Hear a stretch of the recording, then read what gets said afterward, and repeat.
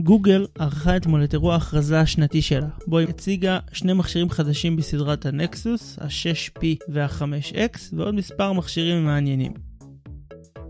ראשית, גוגל הציגה את מכשיר הדגל החדש שלה, הנקסוס 6P, מכשיר עם גוף אלומיניום מלא, עם מסך בגודל 5.7 אינץ' ברזולוציה של 2560 על 1440, עם צפיפות פיקסלים של 518 ppi. ל-6P מצלמה קדמית של 12.3 מגה פיקסל מבית סוני, כולל אפשרות צילום ב-4K, ותומך בצילום של עד 200 פריימים בשנייה לוידאו בהילוך איטי.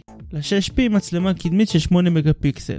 המכשיר יהיה מצויד עם מעבד 8 ליבות סנאפדרגון 810 ומגיע עם 3 ג'יגה רם. למכשיר שני ספיקרים סטרופונים בקדמת המכשיר ושקע טעינה מהירה מסוג USB Type-C. המכשיר מגיע עם סוללה של 3450 מיליאמפר וסורק טביעות אצבע בגב המכשיר. המכשיר מגיע בנפחים של 32, 64 ו-128 ג'יגה ומחירו חזר להיות אטרקטיבי מאוד ויתחיל מ$499 בלבד.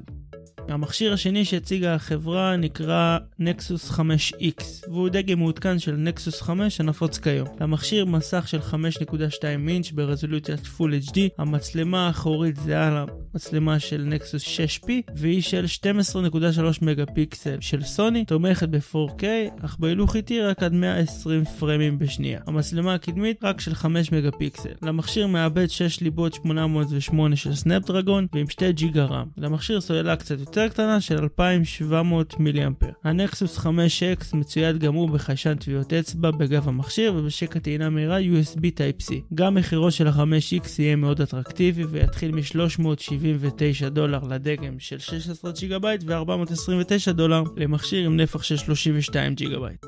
גוגל הציגה באירוע גם את הדור השני של הכרומקאסט, מכשיר הזרמת הוידאו של החברה. הכרומקאסט החדש קיבל עיצוב חדש וצבעוני שאמור לבלוט פחות בגב מכשיר הטלוויזיה. הכרומקאסט מגיע עם מערך משופר של אנטנות לקליטת וי-פיי טובה יותר בשני התדרים 2.4 ו-5 GHz. בנוסף, ישנו מצב אורח חדש שכאשר הוא מופעל ניתן לחבר מכשירים אחרים באופן חד פעמי ומבלי לשתף את הרשת האלחוטית הפרטית שלכם.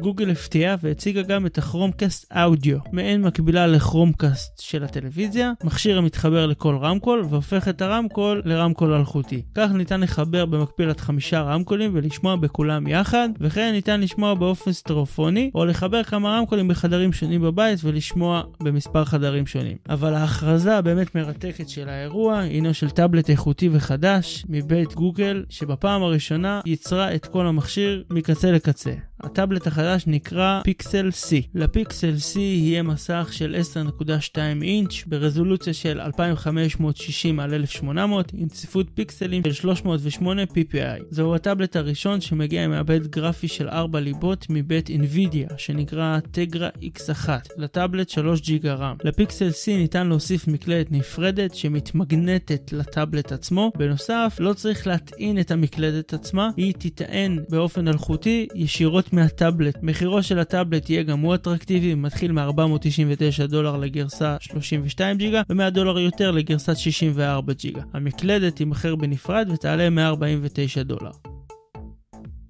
אז זהו, אלו כל המכשירים שגוגל הציגה אתמול. חלקם כבר ניתנים להזמנה במחירה מוקדמת עכשיו, וחלקם יגיעו בהמשך השנה לקראת תקופת החגים בארצות הברית.